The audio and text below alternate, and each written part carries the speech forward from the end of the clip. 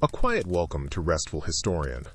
Settle in as we gently explore the history of why it sucked to be a medieval assassin.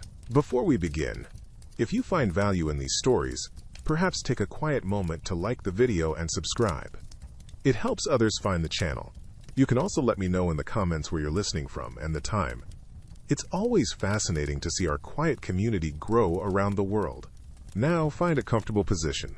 Dim the lights or turn on a soft fan for background noise, and let's ease into tonight's story together. Close your eyes for a moment and let your mind paint the scene. The assassin, a figure cloaked in the deepest velvet of night, moving with the impossible silence of a hunting owl through cobbled, moon-drenched alleys. Their face, should you ever glimpse it, is likely a fleeting impression, a hint of steely resolve beneath the soft fall of a concealing hood. We've encountered this archetype so many times, haven't we? In hushed tavern tales, across the silver screen, and breathing softly between the pages of countless stories. They are often depicted as paragons of lethal artistry. Every sinew trained, every movement, a study in deadly precision. Their tools, the cold glint of a perfectly balanced dagger, the almost inaudible hiss of a poisoned dart, extensions of their very will. They seem to possess an almost preternatural grace, don't they? Leaping across terracotta rooftops as if gravity were a mere suggestion, melting into bustling marketplaces like a whisper on the wind. There's undeniably a certain dark allure, a shadowed romance to this imagined existence. The solitary figure, operating beyond the clumsy grasp of society's laws, sometimes cast as an avenger, a grim dispenser of justice, or perhaps just a chillingly dispassionate professional. The very air around them in these tales feels electric, a taut string of anticipation before the silent, decisive act. It's a powerful fantasy, this vision of control, of lethal elegance, a seductive dance with the darkness that has fascinated us for centuries. But as we drift deeper, we might begin to wonder how much of this polished, almost heroic phantom of the night truly mirrors the gritty, perilous, and often thankless reality for their medieval counterparts. That whispered name, assassin, carried a potent charge in medieval times, didn't it? A murmur in the courts, a hushed warning in the taverns. It painted a picture of someone beyond ordinary laws, a phantom moving through the world with deadly grace, their purpose as sharp and cold as their blade. These figures, in our modern retelling, often seem almost superhuman, their every move calculated, their success assured.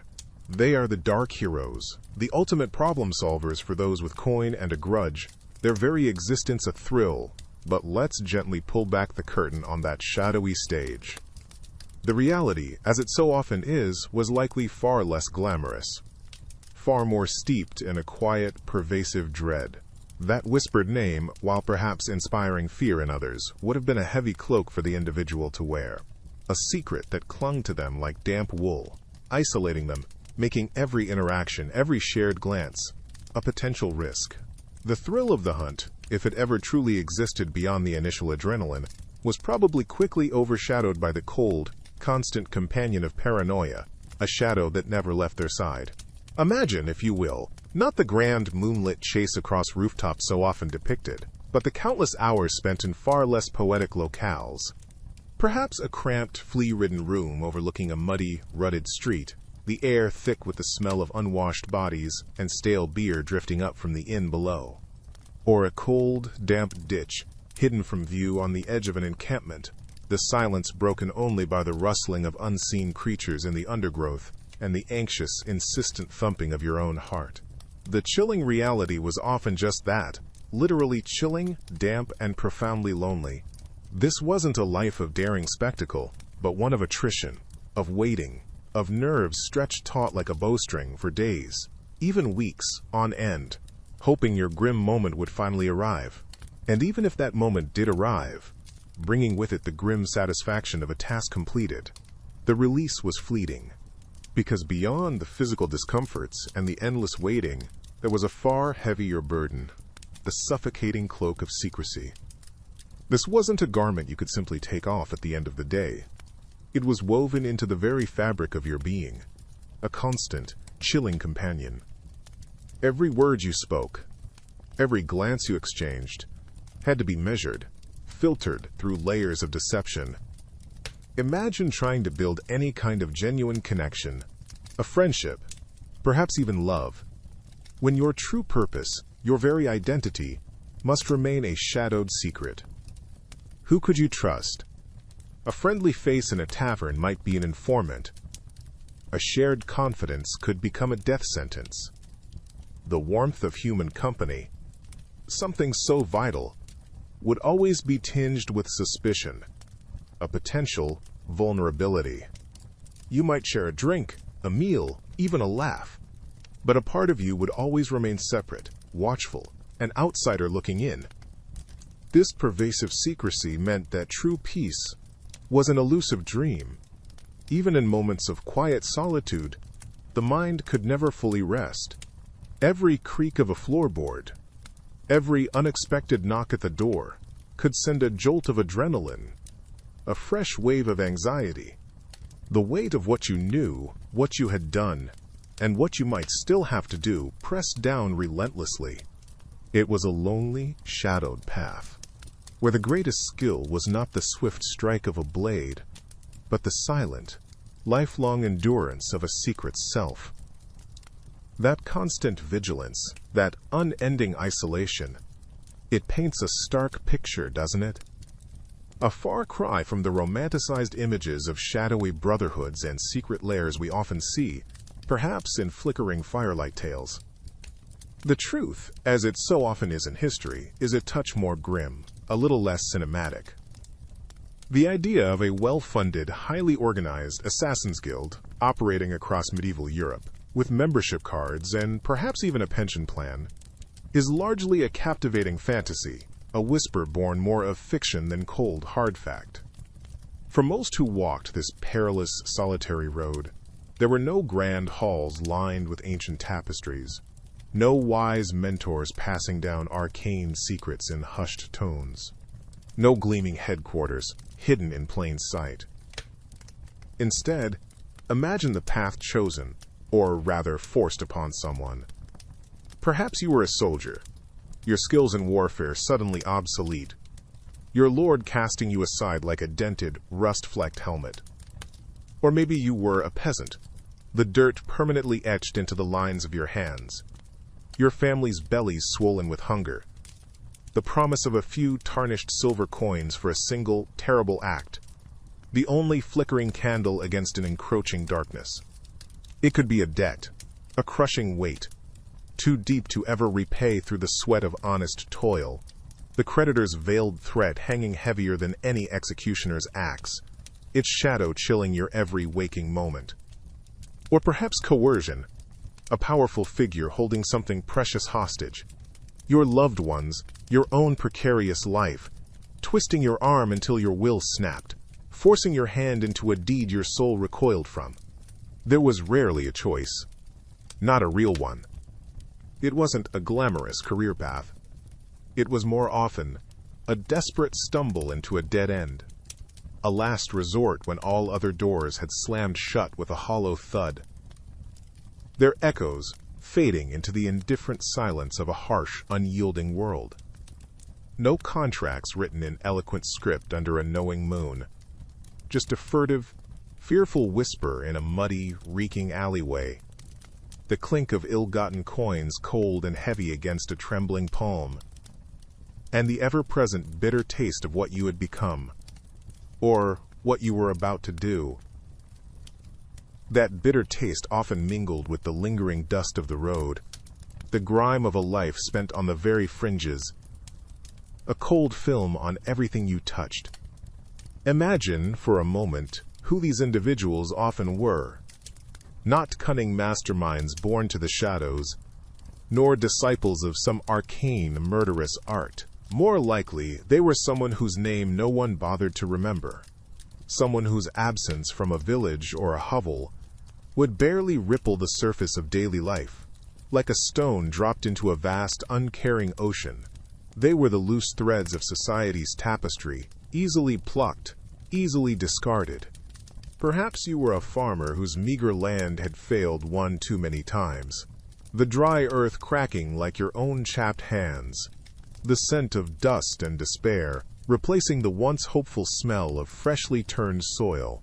Or maybe you bore the mark of some perceived shame, a debtor fleeing ruin, an outcast marked by sickness, or simply someone who had seen too much, known too much, and now found every door barred, every face turned away with a hostile glint.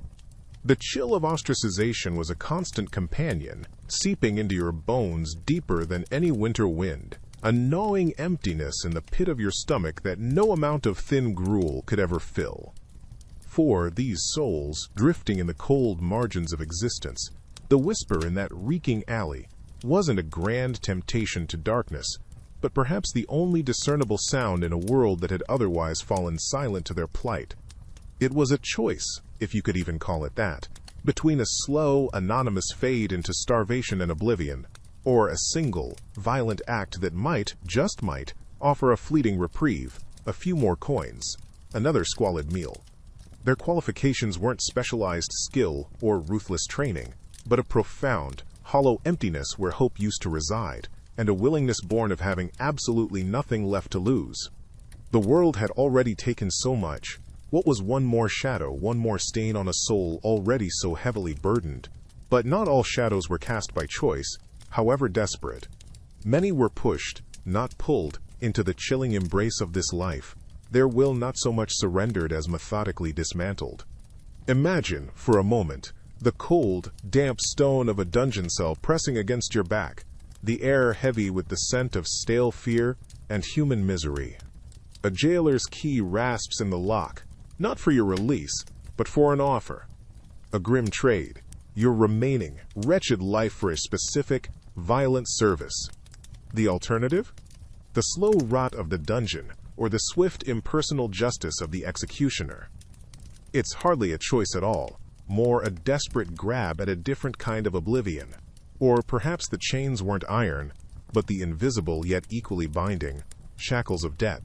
A family's hungry faces haunting your sleep, the bailiff's heavy knock a constant dread. Then, a quiet proposition, made in a shadowed alcove, smelling of damp wool and something vaguely metallic, a way to erase the ledger, to buy a little more time, a little more bread. All it costs is a life. Someone else's, of course. The weight of that yes settles heavier than any coin, a cold dread pooling in your stomach. And for some, the coercion was a slower, more insidious poison. Minds patiently broken and remade, fed on a diet of zealous doctrine until their own thoughts became foreign, unwelcome intruders. Their former selves, a distant, hazy memory replaced by a new identity, forged in repetition and fear, or a twisted sense of belonging. They might even believe their path righteous, their hands instruments of a higher, albeit terrifying purpose. Their cage, gilded with conviction, was perhaps the most inescapable of all, its bars forged from their own manipulated beliefs. So what was the grand reward for such devotion, such a meticulously crafted tool of death? For many, the allure wasn't a grand vision of a reformed world, or the righteous glow of divine approval, however fervently they might have been led to believe it. Often, the promise was something far more earthly and far more fleeting. It might have been as simple as survival itself, a temporary reprieve from the cold that seeped into their bones, a roof, however leaky and draft-filled, over their head for another wretched winter. Or perhaps it was the avoidance of a far worse fate, the looming threat of a dungeon's damp, lightless chill, or the sharp finality of the executioner's block for some prior forgotten desperation. For others, the bait was the glint of a few silver coins, just enough to briefly silence a gnawing hunger with something more substantial than watery gruel and stale bread, a phantom taste of warmth and sustenance that would vanish all too soon. Imagine the whispered promises in a dim-lit, smoke-hazed chamber. Serve us well, and you will want for nothing. Nothing, perhaps, except a truly peaceful night's sleep, or a future free from the ever-present shadow of the gallows.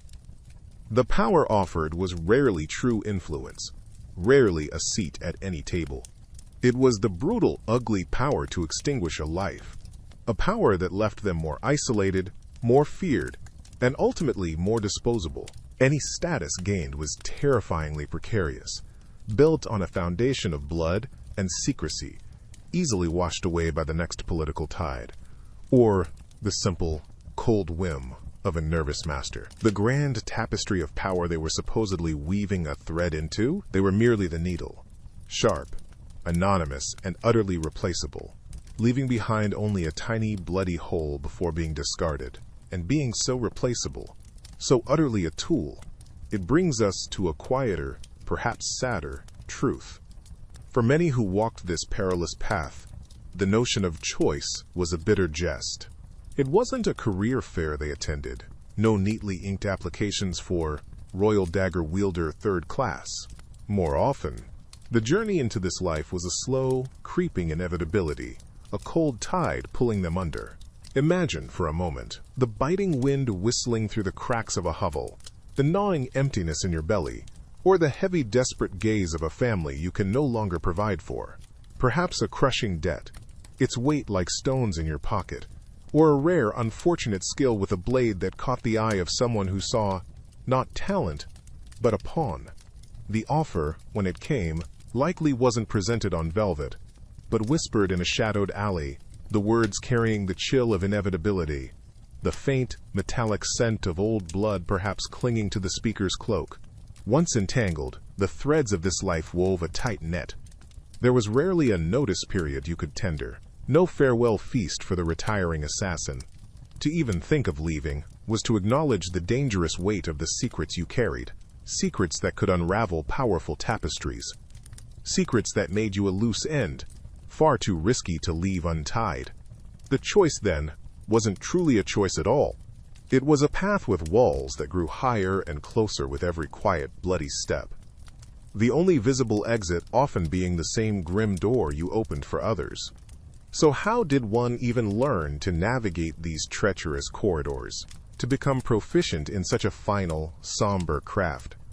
If you're picturing grand, shadowy academies hidden away in misty mountains, with robed masters imparting ancient secrets of assassination, well, you can let that image gently fade. The reality, as it so often is, was far less romantic and considerably more grubby.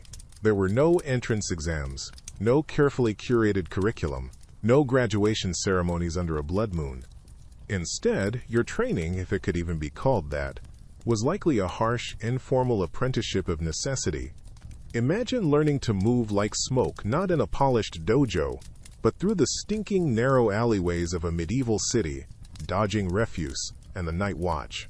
Your instructor wouldn't be a wise, patient sage, but perhaps a grizzled cutthroat, his face a roadmap of past failures and brutal successes, his lessons punctuated by cuffs and muttered warnings. The air in your classroom wouldn't smell of incense, but of damp stone, stale beer, and fear. The skills imparted were grimly practical. How to slit a throat with minimal mess, how to scale a wall in the dead of night, the quickest way to silence a guard dog, or even a person, with a well-placed garrote or a heavy stone.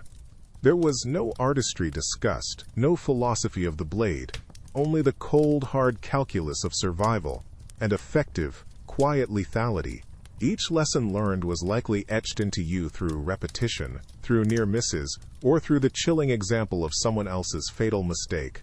A truly hands-on education, in the most brutal sense. Beyond the brutal ballet of blade and garrote, you would learn the almost supernatural art of erasure, to erase your sound, your scent, your very presence from the world around you.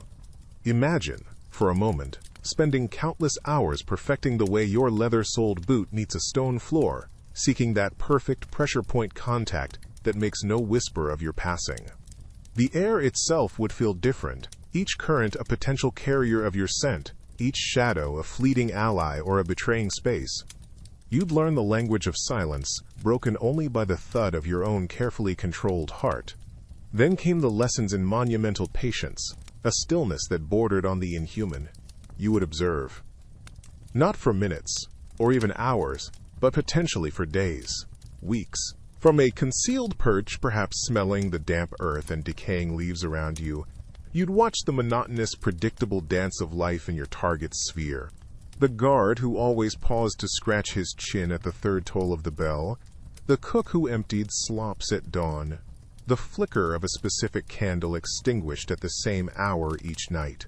These weren't just observations, they were the threads you'd weave into a cloak of invisibility, a map of opportunity. This unnerving patience fed into a deeper understanding, a sensitivity to the almost imperceptible.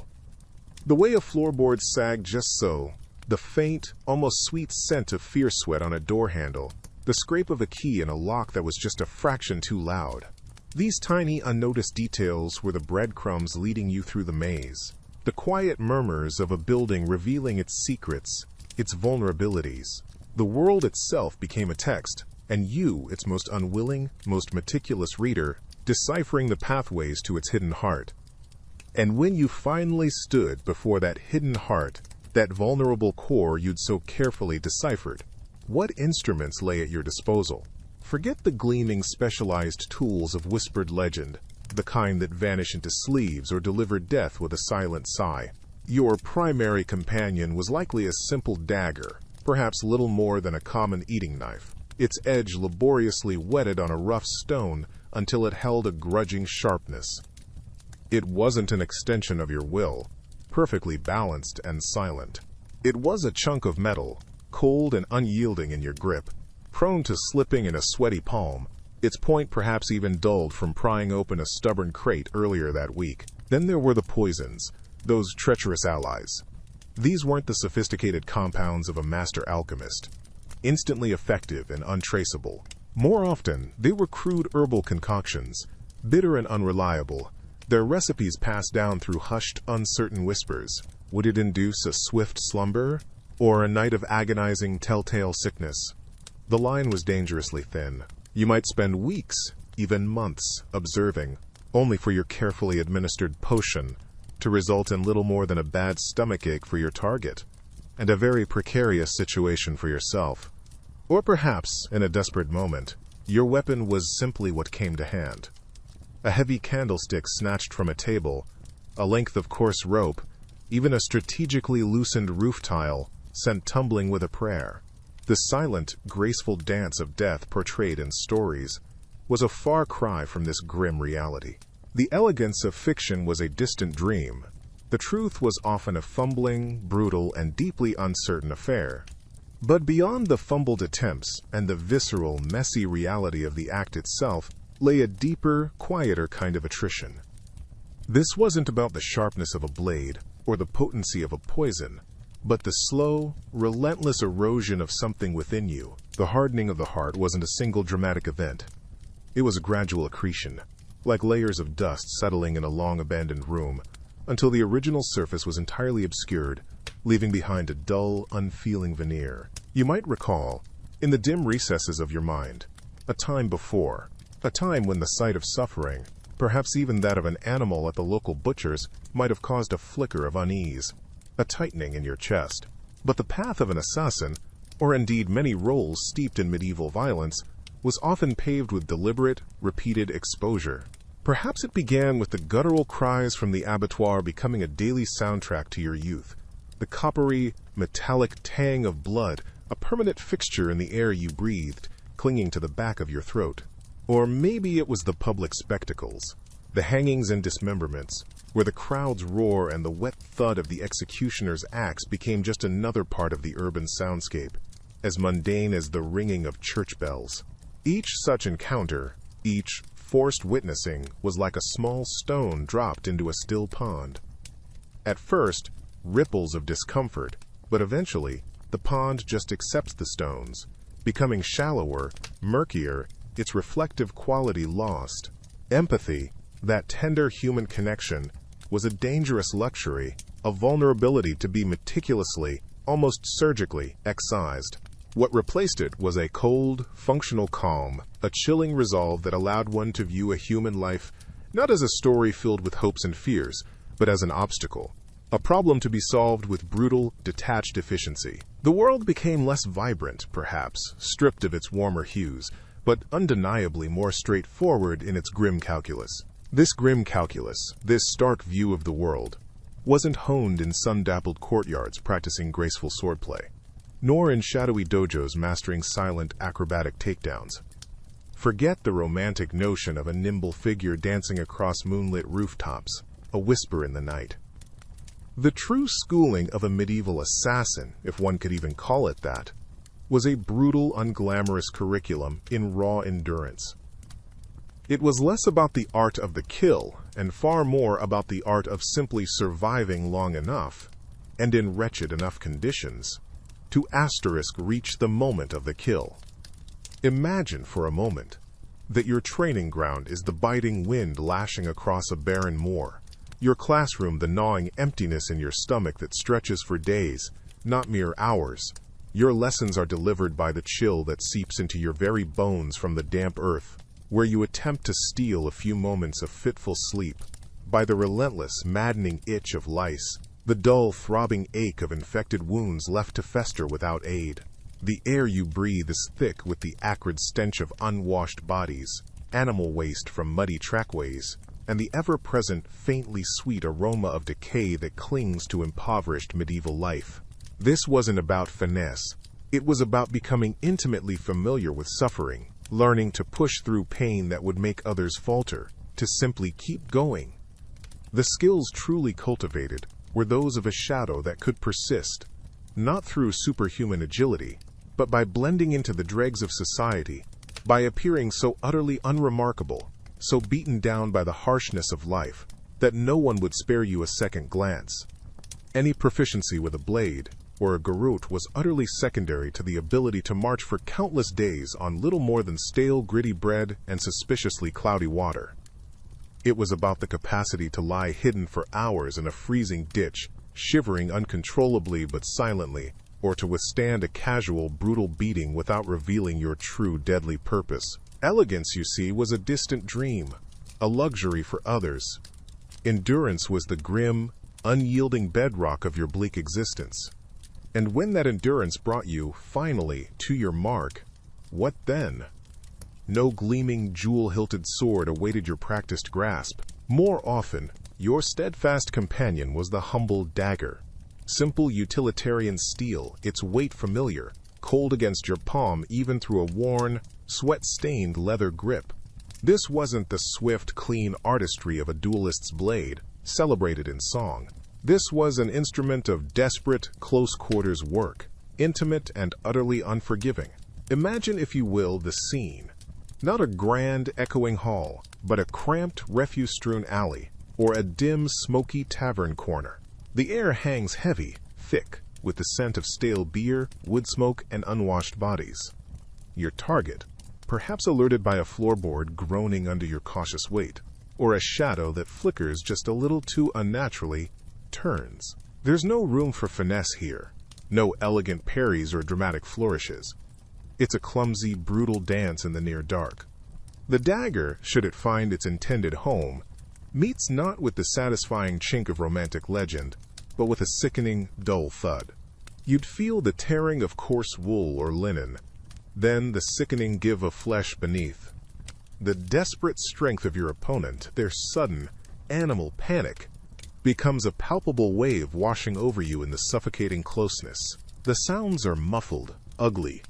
Grunts of exertion, the frantic scrape of boots on grimy stone, perhaps a choked, wet gasp. The sharp metallic tang of fear, their sweat, your own, would mingle with the inevitable, coppery scent of fresh blood. It was an unforgiving intimacy, a shared moment of grim, messy finality, often decided by who stumbled less, who held their nerve just a fraction longer in the oppressive darkness. A far cry from any heroic ballad. Wouldn't you agree? Dot. If the brutal intimacy of steel, that messy, desperate dance we just pictured, wasn't quite your style, or perhaps your intended target was cocooned by too many watchful eyes, another, seemingly more subtle path might beckon. The path of poison. But this, my friend, was a treacherous and deeply uncertain ally, a gamble with grim stakes for everyone involved. Forget the swift, clean dispatch you might see in fanciful tales. Medieval poisons were often crude, unpredictable concoctions. Imagine, if you will, carefully grinding unknown herbs, the bitter, earthy dust rising in a small cloud, stinging your nostrils, perhaps coating the back of your throat. You'd be working with substances like arsenic, hemlock, or wolfsbane. Their potency's a wild guess. Too little, and your target might only suffer a mild, inconvenient bellyache.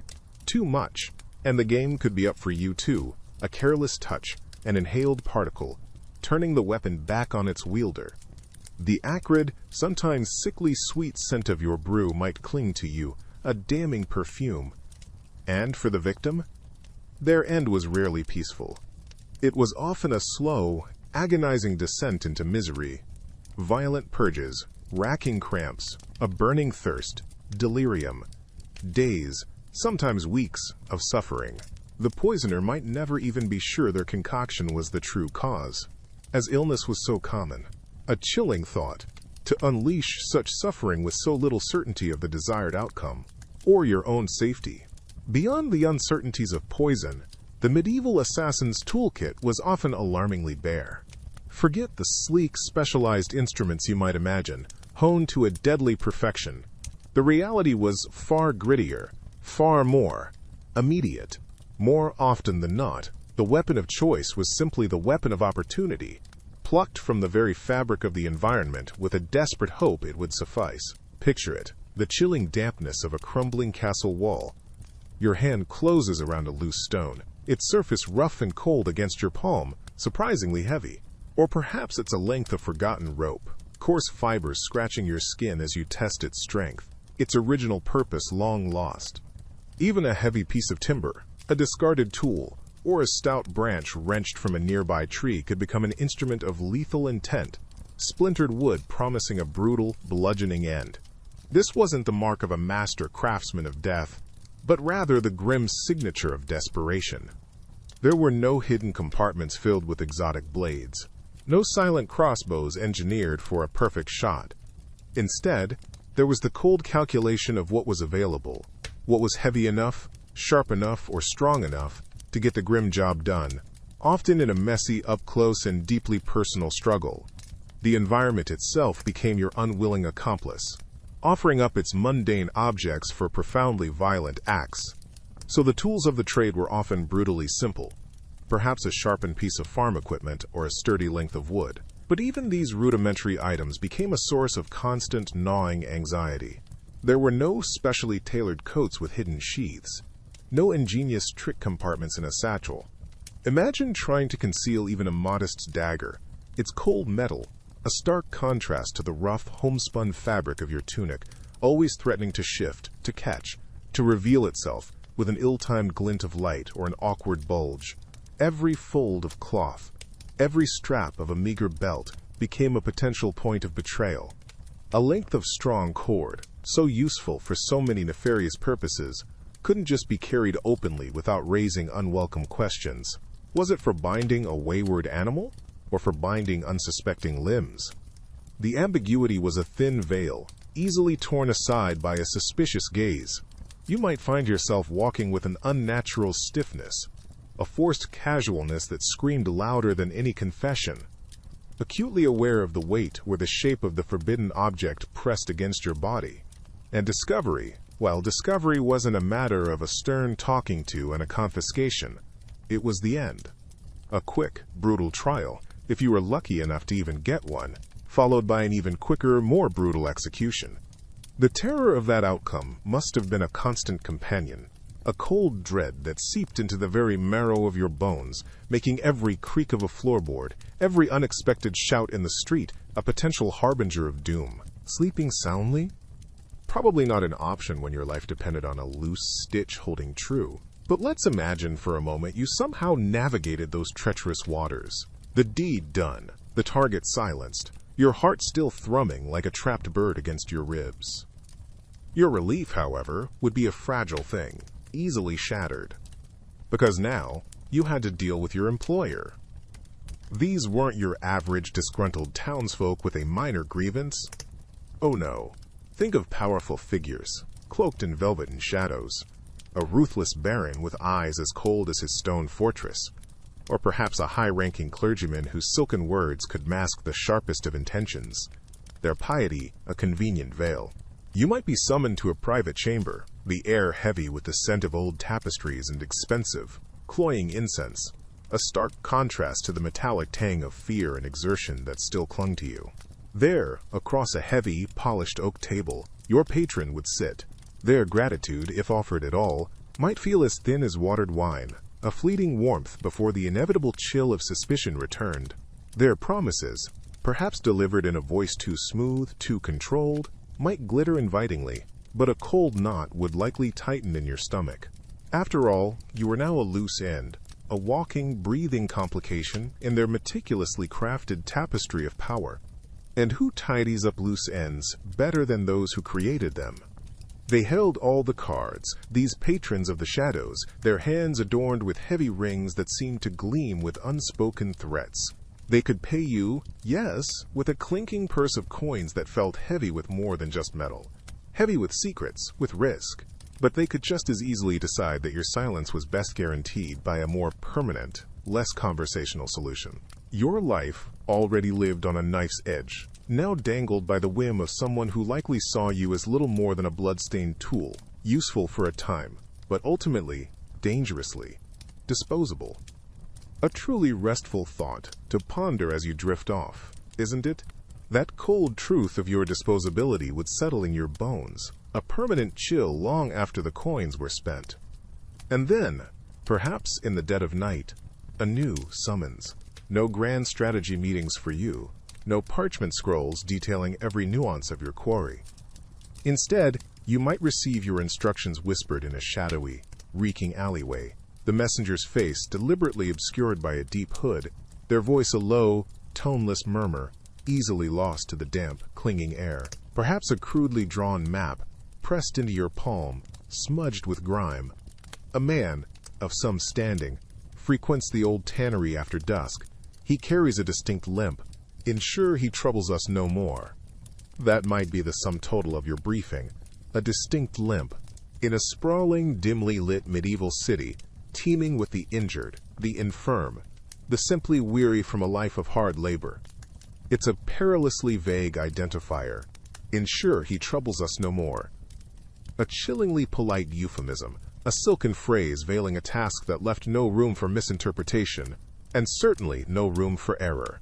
Mistake your target, and you might inadvertently ignite a bloody feud or simply find yourself on the receiving end of your employer's profound and very final disappointment. A disappointment often expressed with a length of rope or a sharp piece of steel. There were no second chances, no understanding nods for a near miss.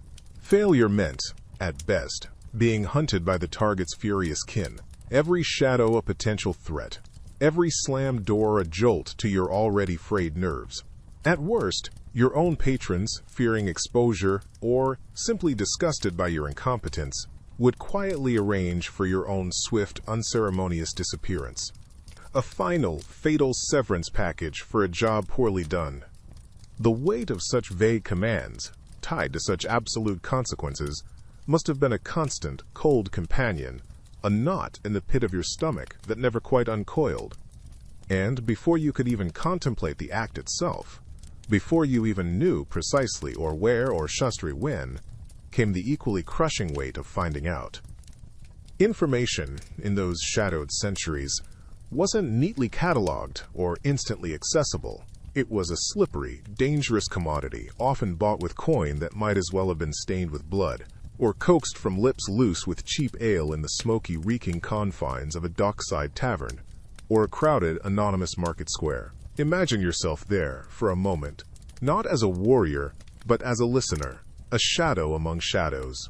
Perhaps you're hunched in a dark corner of a low-ceilinged alehouse, the air thick with the cloying sweetness of spilt mead, the acrid tang of unwashed bodies, and the damp chill seeping from rough-hewn stone walls. The cacophony of drunken singing and loud boasts would be your cover, as you strained to catch the hushed, hurried words of a potential informant, words that could be truth, or a deadly fabrication. You'd be sifting through boasts, fearful whispers, and 100 swirling rumors, each one a potential thread to follow, or just as easily, a poisoned barb. Every flicker of a tallow candle, every creak of a floorboard could signal an observer. The informant you finally managed to corner, perhaps in a filthy alleyway smelling of refuse and damp earth, might reek of fear, desperation, or cheap wine. They might sell you a vital piece of the puzzle, or they might, for a few extra coins from another interested party, sell you out instead.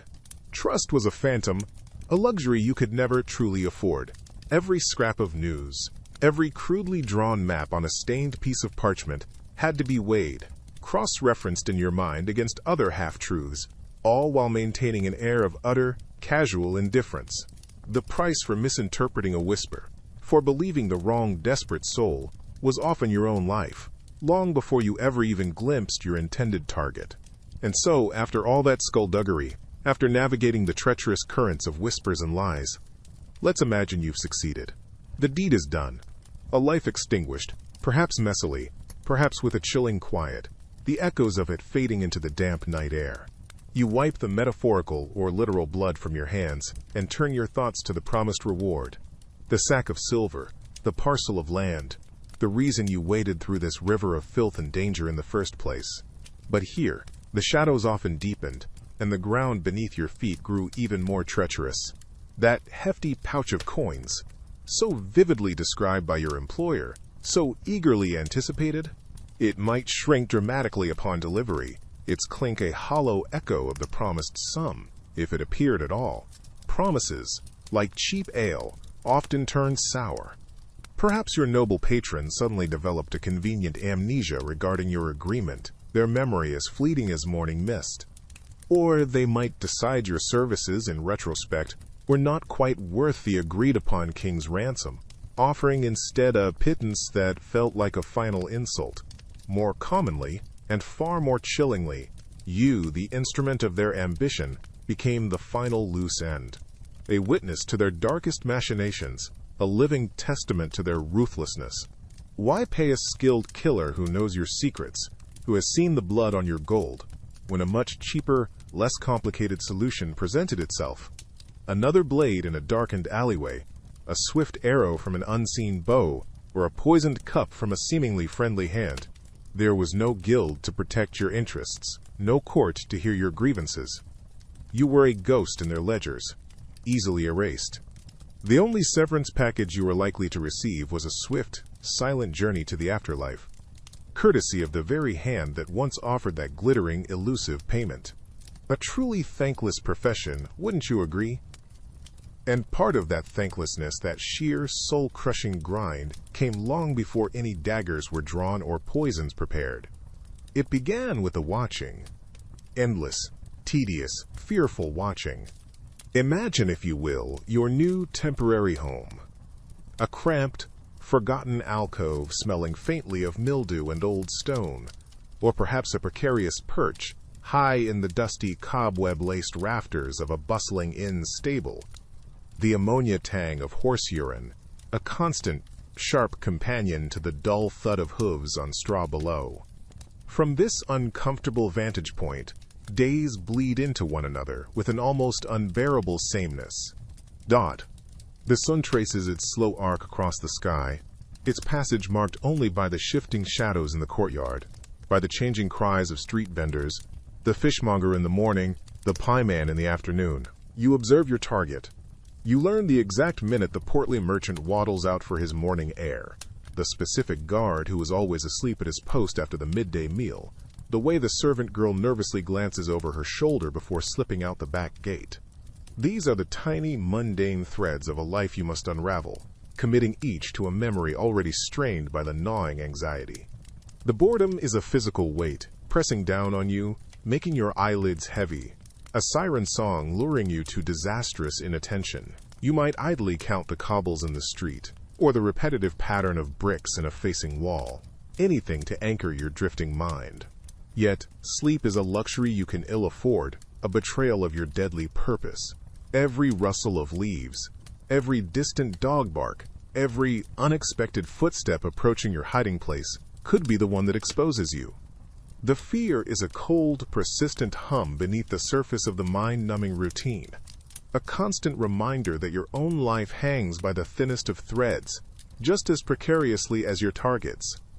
That thread indeed feels thinnest when you finally begin to move, a sigh of wind, your only companion. Picture yourself, if you will, a whisper of cloth and focused intent, trying to become one with the deep, inky shadows of a heavily guarded manor. The air itself seems to press in, thick with the scent of cold stone, damp earth from the cellars below, and perhaps the faintest, almost metallic tang of old fear clinging to the tapestries. Each footfall upon the uneven flagstones must be an apology, softer than a moth's wing, as you navigate passages designed to echo the slightest misstep. You might find yourself pressed against a wall, its rough, chilled surface, a stark contrast to the heat of your own anxiety, the grit catching uncomfortably at your worn tunic. The torchlight, far off and flickering, does little to reassure. Instead, it carves grotesque, dancing figures from the darkness, turning a simple stack of barrels into a hulking beast, or a hanging cloak into a silent, watching sentinel. Every unfamiliar corridor is a question mark, every shadowed archway a potential ambush. The silence, when it comes, is almost worse than the distant sounds of life. The muffled cough of a dozing guard, the scurry of rats in the wainscoting. It stretches taut, filled only with the frantic, yet utterly silent, thumping of your own heart, a desperate drum against the stillness, threatening to betray your passage to those who listen for a breath out of place. This is not the grand, sweeping movement of a battlefield hero, but a slow, agonizing creep through hostile territory. The constant vigilance required to discern a real threat from a trick of the light, or a settling of the ancient timbers, is a weariness that seeps deep into your bones, a corrosive presence long before any blade is ever drawn. This bone-deep weariness doesn't magically lift when you finally find a place to melt into the shadows. No, the grand tapestried chambers and warm hearths of your targets are a world away from your temporary abodes. These are not places of rest, but rather deeper pockets of grime and neglect, chosen for their anonymity, their sheer undesirability to anyone else. The glamour of the kill, if any such thing truly exists, is certainly not found in the waiting. Consider the options available to you for concealment. Perhaps you find yourself pressed into the damp corner of a stable, the air a thick perfume of old animal sweat, manure, and decaying hay. The straw beneath you, if you're lucky enough to find any, is likely alive with its own tiny, rustling inhabitants, indifferent to your plight. The rough-hewn wooden walls offer little solace against the biting wind that snakes through every crack, carrying with it the distant, unsettling sounds of the city stirring, or the soft, unnerving snuffles of unseen animals nearby. Every shift of your body is a negotiation with discomfort, a search for a less lumpy patch of cold earth, a brief respite from the chill that seeps from the ground. Or maybe tonight's lodging is even less appealing, a forgotten culvert, or the slimy embrace of a city's nascent sewer. Here, the darkness is almost a physical presence, dense and cloying, tasting of damp earth and things best left undisturbed. The stench is a constant assault, a vile cocktail of human waste, stagnant water and rot that clings to your clothes, your hair, your very skin. You might feel the steady, cold drip of unseen moisture on your head, or the slickness underfoot that promises a treacherous, ignominious misstep. Sleep in such a place is less a reprieve and more a brief surrender to utter exhaustion, haunted by the gurgle of unseen flows and the bold scuttling of creatures perfectly at home in the filth. Even a derelict building, seemingly abandoned to the elements, offers little genuine comfort. The silence within its crumbling walls can be as unnerving as any noise, broken only by the mournful sigh of the wind through shattered window panes, or the occasional, startling fall of plaster from a decaying ceiling. Dust, thick as a shroud, coats every surface, and the air tastes of mildew and forgotten lives. These are the unglamorous realities of your clandestine profession, an endless series of cold, damp, and fetid interludes, each one chipping away at something more than just your physical well-being, leaving a residue of grime and isolation. Beyond the physical discomfort, that residue of isolation seeps into your very mind, for your greatest weapon and your heaviest burden is the cloak of anonymity, the constant, draining effort of simply blending in. It is an art form, practiced daily, with stakes that could not be higher, Imagine, if you will, waking each day not as yourself, but as a carefully constructed phantom.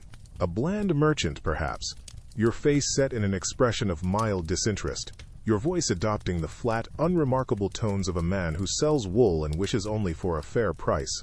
Or perhaps you are a weary pilgrim, your shoulders stooped not just from a heavy pack filled with meager possessions, but from the invisible weight of constant vigilance. Every gesture, every muttered phrase, every glance exchanged in a crowded marketplace is a performance, rehearsed and replayed in the quiet corners of your mind. You must study the world around you with an intensity others reserve for sacred texts. The lilting dialect of the local tavern, the specific way a blacksmith holds his hammer, the casual swagger of a lord's retainer. These are not mere observations. They are threads you weave into your disguise, your shield against suspicion.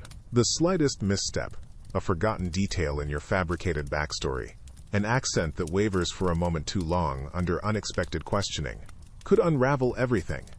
It's an exhausting, relentless vigilance, a quiet internal hum of anxiety held carefully beneath a placid surface.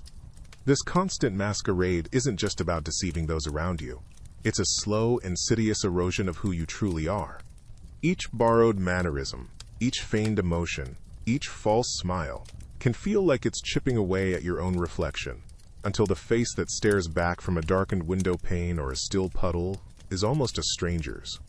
The real you, the hunter, the one with a hidden purpose, is buried deep, a dangerous secret wrapped in layers of painstakingly crafted, utterly mundane existence. And yet, for all that internal theater, all that meticulous weaving of a false self, the world outside your carefully constructed mind remained stubbornly, infuriatingly human. You could spend weeks, months even, observing patterns, memorizing guard rotations until they were etched into your soul, charting every creaking floorboard and shadowy alcove. But people, bless their chaotic hearts, rarely adhered perfectly to any script, especially not one they didn't know they were in. Their lives, full of tiny, unrecorded urges and sudden whims, were the ultimate wildcards. Imagine, if you will, the scene you've rehearsed 1,000 times in the dim sanctuary of your thoughts. The perfect moment approaches, cloaked in the velvet dark. But then, a guard, perhaps nursing a sudden chill, or simply plagued by a restless mind, decides to take an unscheduled detour from his route, his lantern casting an unexpected, unwelcome arc of amber light precisely where you intended to be nothing more than a whisper of shadow. Or consider a scullery maid, driven by a midnight pang of hunger or a forgotten chore, who wanders into a seemingly deserted hallway, her soft, sleepy humming, a jarring, discordant note in your meticulously planned symphony of silence. In that instant, all the patient observation, the whispered calculations, the chilling resolve, it could all curdle into a desperate scramble of panicked improvisation or a bitter, silent retreat. The tapestry of your grand design, so intricately woven with threads of shadow and silence, could be snagged and unraveled by a single, errant twitch of human impulse. There's a certain grim, quiet comedy to it, isn't there? The supposed master of stealth, the purveyor of silent, unseen ends, potentially undone by a bored sentry needing a brief change of scenery, or a servant with a sudden, mundane craving. It was a constant, nerve-shredding gamble against the sheer, beautiful, and often infuriating randomness of other people simply living their lives. And even if your meticulous plan somehow navigated that infuriating randomness, even if you found yourself, heart-hammering, finally before your oblivious mark, the romance of the, quote, clean kill often shattered at the first, desperate lunge. The legends speak of a whisper-thin blade, a single perfect moment of release, a death as tidy as a folded napkin. The truth, more often than not, was a wrestling match in the dark. Imagine the scene. The target, jolted from sleep or startled mid-sentence, doesn't simply expire with a poetic sigh. They fight. They scream, a raw tearing sound that shreds the hoped-for silence. Your dagger, perhaps it glances off a rib, or the cheap steel bends slightly. The air fills not with quiet dignity, but with the grunts of exertion, the thud of bodies, the wet, tearing sounds of violence. Blood, you see, is rarely discreet. It doesn't stay put. It slicks the floor, spatters across walls, coats your hands in a warm, sticky mess, a gruesome souvenir of your efforts. The metallic scent, sharp and undeniable, would cling to you, a telltale perfume of your grim profession, making any discreet escape all the more challenging. That silent, graceful exit you envisioned, it often became a panicked scramble, hoping the spreading chaos and the growing crimson artwork hadn't yet roused the entire household, or worse, the town guard. The swift, unseen end was a masterpiece few ever truly achieved. Most were left with a bloody, brutal mess and the pounding footsteps of approaching trouble. And that's if your quarry even allowed you to complete your grim task so neatly. The silent sleeping victim was often more a hopeful fantasy than a frequent reality. Imagine, if you will, you've crept through shadowed halls, your heart a quiet drum against your ribs, only to find your target wide awake, or startled from their slumber not by your blade, but by the creak of a floorboard, the whisper of your own breath. That carefully planned, single, decisive movement, it could dissolve in an instant. Instead of yielding flesh, your dagger might meet a hastily raised stool, a pewter candlestick swung with surprising force, or the desperate flailing arm of someone fighting for their life, their eyes wide not just with fear, but a sudden, shocking fury. The element of surprise, your greatest ally, would vanish like smoke. And then came the noise. A choked gasp, perhaps, swiftly escalating into a full-throated scream that would echo through the stone corridors. A raw, primal alarm, far more effective than any tolling bell. Suddenly, the quiet intimacy of your planned encounter is shattered. Heavy footsteps pound outside the door, the gruff shouts of guardsmen cutting through the night. Your meticulously crafted assassination attempt devolves into a frantic, ugly scramble. The hunter becomes the hunted, cornered in a dimly lit room, the glint of approaching steel catching the torchlight. That swift professional exit? Now it's a desperate hope, a prayer whispered into the chaos of a fight you never intended to have. The fight, when it erupts, is a brutal, clumsy dance, a far cry from any imagined elegance.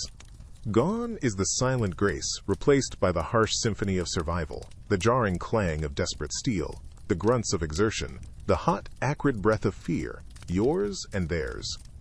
And then, in that frantic melee, perhaps a moment of dreadful success. A guard stumbles, a life snuffed out not with surgical precision, but with a messy, horrifying closeness.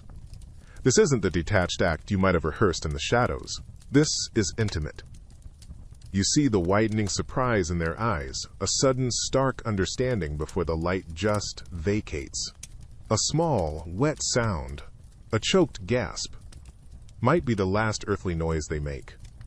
The sudden, awkward weight of a collapsing body.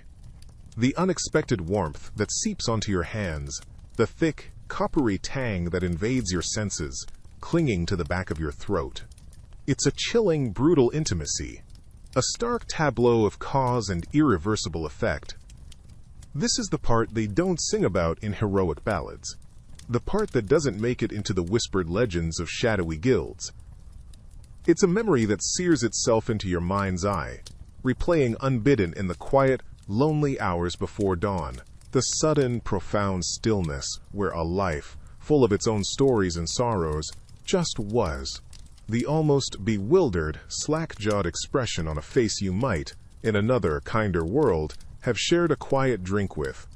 Each such encounter, whether a, quote, target or an unforeseen obstacle, chips away a little piece of something you once were. The shadows beneath your eyes deepen, not just from the nocturnal nature of your work, but from the weight of these intimate, terrible closings. It's a heavy cloak, this profession, lined with more than just blood and coin. It's lined with ghosts. And those ghosts, they are indeed a heavy cloak. But beyond the weight of what you've done, there's the constant, gnawing anxiety of what might happen. You see, no matter how meticulously you plan your silent entry, your swift, quiet work, The medieval world is stubbornly, infuriatingly alive, and rarely sticks to your script. It has an uncanny knack for producing an audience at the worst possible moment. Imagine, if you will, that perfect moment of poised silence just before the act. The air is still, your breath is controlled, almost imperceptible. Then, a floorboard, unseen beneath a threadbare rush mat, groans with a sound like a dying man drawing his last rattling breath. Or perhaps a door you'd sworn was bolted from the other side, unused for months, slowly creaks open, revealing a bleary-eyed scullery maid, her knuckles white as she clutches a flickering tallow candle, her hand flying to her mouth to stifle a gasp that still seems to echo through the cold stone corridors. Maybe it's the sharp, sudden, furious bark of a dog from a lightless courtyard, fiercely loyal and utterly impossible to anticipate, shattering the pre-dawn quiet like a dropped pane of stained glass. In that single heart-stopping instant, your carefully constructed illusion of control shatters into 1,000 pieces. The silent, deadly ballet transforms into a frantic, clumsy scramble for survival. A shouted alarm, faint at first, then closer, more urgent, bounces off the unyielding walls. The distant, rhythmic clang of the town guard's bell might begin its mournful toll, a sound that chills you to the bone. Your shadowed escape route, once a carefully scouted path to anonymity, now feels like a tightening noose. The hunter, so recently assured and precise, can very quickly become the hunted, with every dark alleyway promising not sanctuary, but a potential ambush. The night, once your trusted ally, now seems to teem with unseen eyes and unheard whispers, all suddenly, terrifyingly awake and aware. The chill of the night air, once a cloak, now bites at your exposed skin, a stark reminder of your sudden vulnerability. There's no triumphant swell of music in your mind, no sense of a heroic deed accomplished. Instead, a cold, metallic taste floods your mouth. The grim residue of the work just done. Your heart, a frantic bird trapped against your ribs, hammers a panicked rhythm, fueled not by valor, but by a primal, surging adrenaline. Every shadow ahead is a potential dead end. Every distant shout a nail in your coffin. This isn't the stuff of ballads, is it? No troubadour will sing of this desperate, sweaty scramble through stinking alleyways, the stench of refuse and fear clinging to you.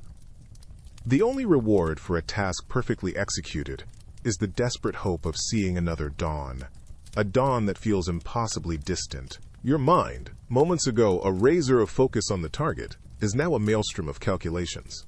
Escape routes, guard patrols, the fastest way to melt back into the indifferent city. It's a grim, urgent mathematics of survival, devoid of any noble feeling. The weight of your anonymity presses in. A successful assassin is a ghost, unremembered, uncelebrated. Glory is a dangerous illusion, a fool's prize. All that matters now is the burn in your lungs, the ache in your limbs, and the suffocating, overwhelming need to simply disappear. The grim duty is fulfilled, but the true task, vanishing, has only just begun, and its only applause is the continued silence of your own survival. But that silence, that precious, hard-won cloak of anonymity, is so terribly fragile, like a whisper caught in a rising wind. A single, sharp cry suddenly slices through the dim alleyways, perhaps from a chambermaid stumbling upon the scene, her scream raw and piercing, or a guard whose patrol was just a moment too late, his bellow of alarm echoing off the cold stone. Then another shout answers, and another, a contagion of sound spreading rapidly through the sleeping city. Soon, the deep, resonant clang of a great bell begins to toll from the central church tower, a mournful, insistent alarm that shivers through the very ground beneath your feet. It's joined by others, a discordant symphony of hammered bronze, each ponderous peal a nail in the coffin of your meticulously planned escape. This isn't just a few guards scrambling. This is the hue and cry. Imagine, if you will, the entire fabric of the city tearing itself awake in a wave of sudden, urgent energy. Every able-bodied citizen, from the baker still dusted with the ghostly white of morning flour, to the merchant roused grumbling from his accounts, is now legally obligated to drop everything. Grab whatever makeshift weapon comes to hand. A heavy ladle, a sturdy staff, perhaps even just a rock, and join the hunt. Doors are flung open with a clatter and a bang, spilling angry, fearful, or sometimes just morbidly curious townsfolk onto the cold cobblestones. Their voices a rising murmur that quickly swells into a confused, agitated roar. Torches flare to life, casting wild, dancing shadows that twist familiar streets into menacing new shapes. And then the most dreadful sound of all, the groaning, protesting creak of massive wooden hinges, followed by a series of earth-shuddering thuds that you feel in your chest, each one a hammer blow against hope. The city gates. One by one, they're being slammed shut, heavy iron bars dropped and bolted into place, sealing you inside this suddenly very small, very hostile world. The sprawling maze, once your potential salvation, has, in an instant, become a suffocating cage. The final, reverberating boom of the last gate settles, a dull, final note in the symphony of your impending doom.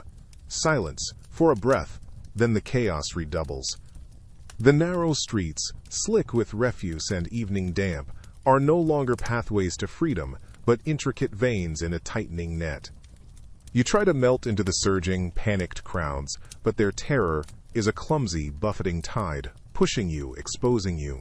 Each face that glimpses yours, wide-eyed and fearful, feels like an accusation, another nail. Around you, the city itself seems to turn hostile. Doorways are slammed shut, windows barred with a clatter. The friendly glow from a tavern window is extinguished, plunging another corner into disorienting darkness. You can hear the rhythmic thud of guards' boots on cobblestones, growing steadily louder, more coordinated. Their shouts, sharp and clear, cut through the general din, orders barked with chilling efficiency. They know someone is trapped, and that someone is you. Every unfamiliar alleyway, every shadowed alcove, presents a terrible choice. Is it a momentary reprieve, a chance to catch your breath, or simply a dead end where they'll corner you like a rat? The stench of stale beer, wet wool, and raw sewage fills your nostrils, a constant reminder of the grime and desperation of this chase. The grand design of your escape route, so carefully plotted, now feels like a child's drawing, naive and utterly useless against the city's awakened, angry vigilance.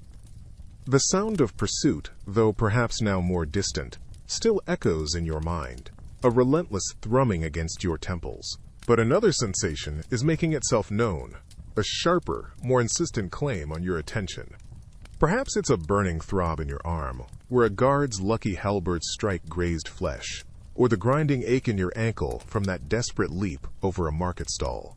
Each breath you drag into your heaving lungs feels like fire, and your limbs are heavy, so very heavy, with a weariness that seeps deep into your bones, a profound exhaustion that dulls even the sharp edge of fear. You can't simply pop into a medieval apothecary for a neat bandage and some soothing balm. Any wound, even a shallow cut from a dagger's edge, festers with terrifying speed in this urban filth. The slightest scrape, untreated, could bloom into a raging infection, a creeping, hot redness that promises a slow, agonizing end, often with fevered delirium as your only companion. There's no clean water to wash away the grime and blood, no sterile cloth, only the dubious dampness of your own sweat-soaked tunic. Imagine trying to crudely bind a gash yourself, fingers trembling with exhaustion and pain, in some stinking, lightless hovel, every rustle of unseen rats or distant shout a potential death knell. And where would you even attempt such a desperate act of self-preservation? There's no welcoming in for someone with your particular profession, especially not when you're bleeding, hunted, and the price on your head is likely growing with every passing hour. Every door remains firmly closed, every shadowed face a potential accuser ready to betray you for a few coins. The concept of a safe house, a hidden refuge to tend your wounds and let the burning exhaustion recede, is a dangerous, mocking fantasy. You are utterly alone, with only the cold, indifferent comfort of the shadows, and the gnawing fear that your next ragged breath might indeed be your last. Sleep, true restorative sleep, becomes a forgotten dream, a luxury you can no longer afford. And so, With sleep, a distant, mocking memory, the world around you begins to warp, to twist itself into a landscape of pure threat. The gentle sigh of the wind through the eaves of a dilapidated barn, once perhaps a soothing sound on a quiet night, now carries the chilling whisper of your name, a hushed warning of approaching doom. Every snapped twig underfoot as you navigate the darkened woods isn't just the forest settling, it's the imagined heavy boot of a pursuer, each crackle drawing them ever closer. The distant bark of a dog, far from a mere nightly chorus, transforms into a sharp alarm, a signal that your scent, your very presence, has been detected. You might find yourself flinching at the sudden flight of a startled bird, your heart hammering a frantic rhythm against your ribs, convinced for one breathless, terrifying moment that the flash of wings was the glint of drawn steel or the swift, silent rush of an attacker. This isn't mere nervousness. It's a corrosive, creeping dread that seeps into your very bones, a cold companion in the lonely dark. The faces in a sparse, passing crowd, once anonymous blurs, now morph into a disquieting gallery of potential accusers. Each gaze seems to linger a fraction too long, each hushed conversation surely about you, dissecting your last known whereabouts. Was that a knowing glance you just saw? A subtle gesture to someone unseen, lurking just out of sight? Paranoia becomes your constant, unwelcome bedfellow, whispering insidious doubts, painting innocent shadows into solid, menacing threats. It's an utterly exhausting, profoundly lonely vigil, this state of perpetual alert, where the hunter is now the endlessly haunted, and the silence itself seems to listen, to wait, to judge. And so, with every shadow a potential threat, you cling to the one thread of supposed certainty, the escape. Your employer, perhaps a man of influence with soft hands and even softer words, had laid it out so clearly. A specific alleyway, smelling faintly of damp stone and old refuse, leading to a discreetly unlocked side gate. You picture it now, the rough-hewn wood of the gate, the rusted iron of its latch, a silent promise of safety just beyond the city's oppressive walls. This route, they assured you, would be your swift passage back to anonymity, back to a life where you weren't constantly looking over your shoulder. But a new, more insidious thought begins to creep in, colder than the night air seeping through your worn cloak. What if that meticulously planned escape, the one whispered to you in a firelit chamber, was never meant for your benefit? Imagine reaching that supposedly quiet gate, your heart a frantic drum against your ribs, only to find it barred, or worse, guarded. The path to freedom, so vividly painted, might instead be a carefully constructed funnel, leading you directly into the hands of those who now find your continued existence inconvenient. It's a chilling, elegantly cruel solution, isn't it? The perfect way for an employer to ensure absolute silence, to tie up the final, messy loose end that is you.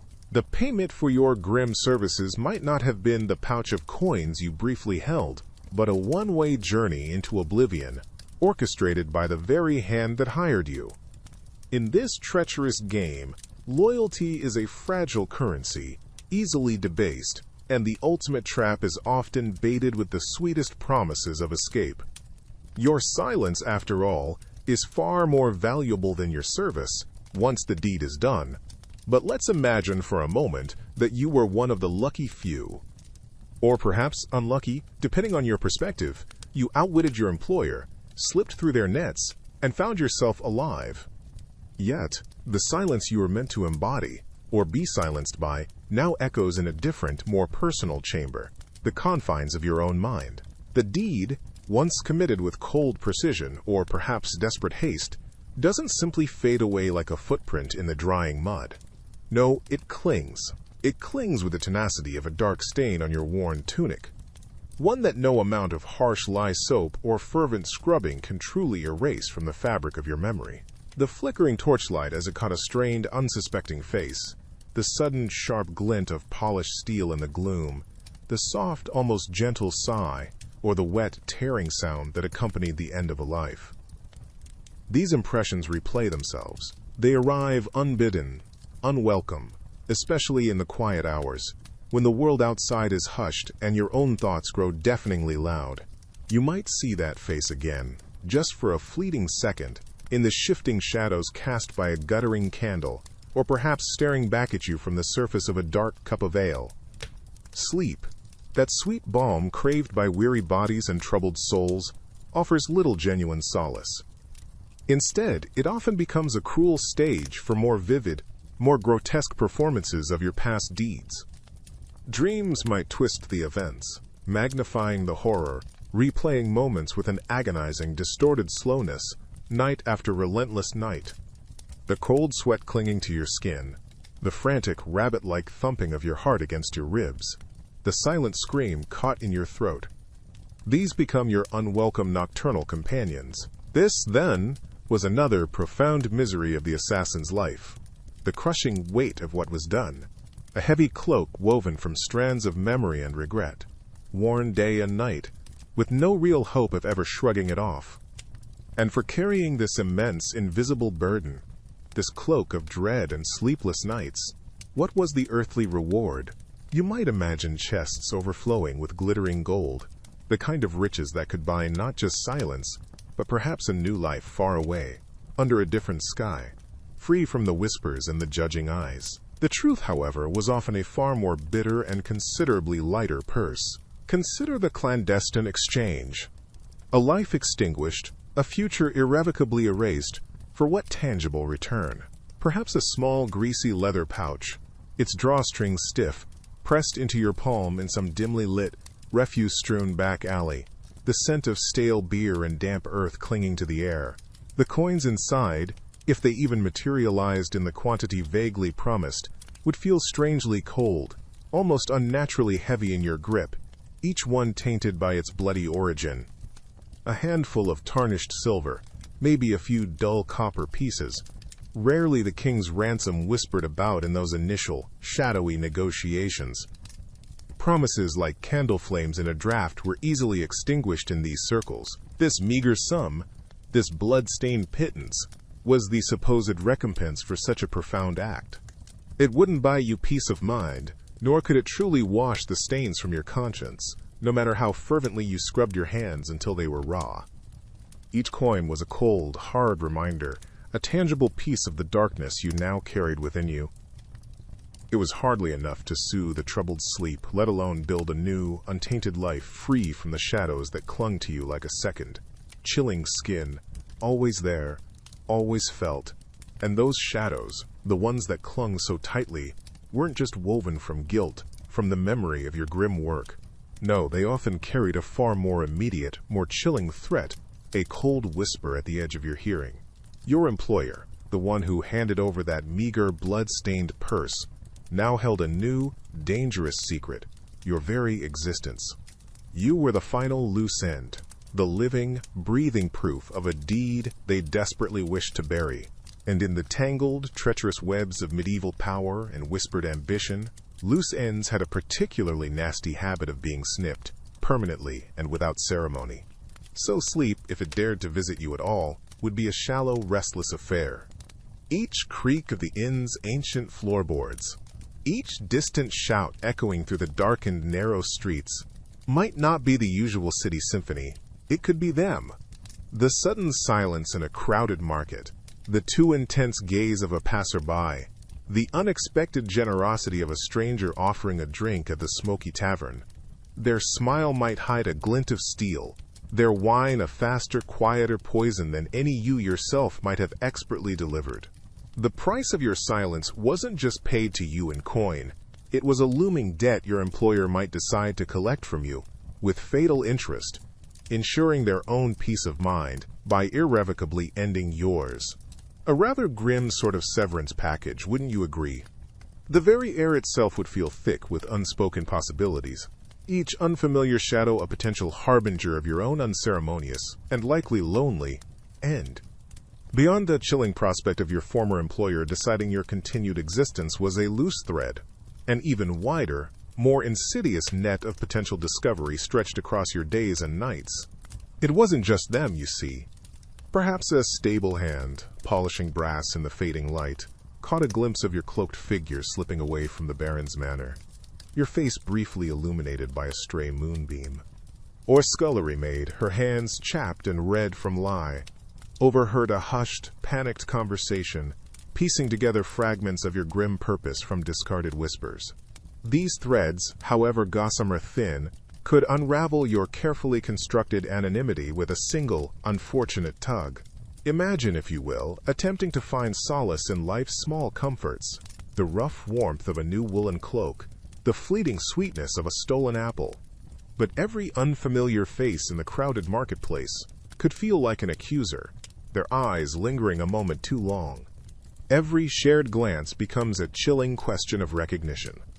The boisterous laughter from a nearby table might suddenly curdle in your ears, twisting into a mocking judgment. You'd become acutely attuned to the subtle shifts in the atmosphere, the way a conversation stills when you approach, the too quick averting of gazes that felt like tiny, pricking needles against your skin.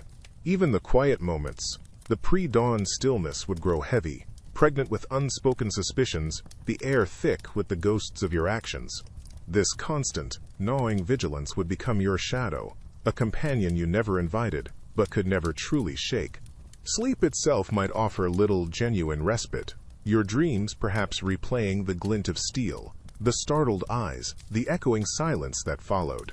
Each creak of the floorboards in your meager, drafty lodging, each sudden rustle of wind through the skeletal branches outside your window, could be the stealthy approach of your past finally catching up. It's a profoundly lonely existence, this perpetual dance with discovery, where the only lasting partner is the chilling certainty that one day the music will inevitably stop, leaving you exposed in the sudden, stark silence. And even if that stark silence didn't immediately herald your doom, it clung to you, a shroud woven from past deeds. True peace became a forgotten language.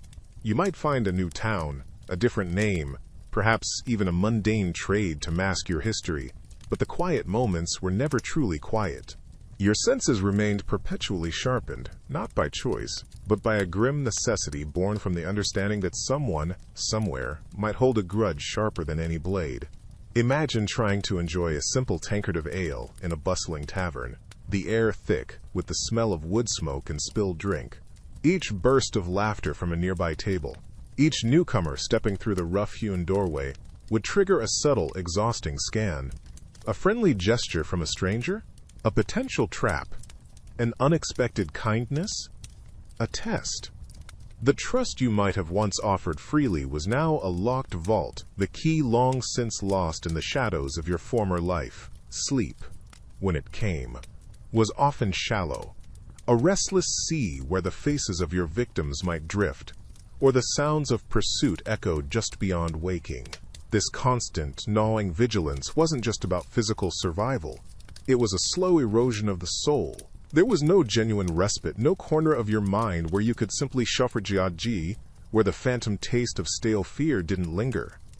The past was always a breath away, a cold draft under the door of your latest hideout, a reminder that the price for your actions was a peace you could never reclaim.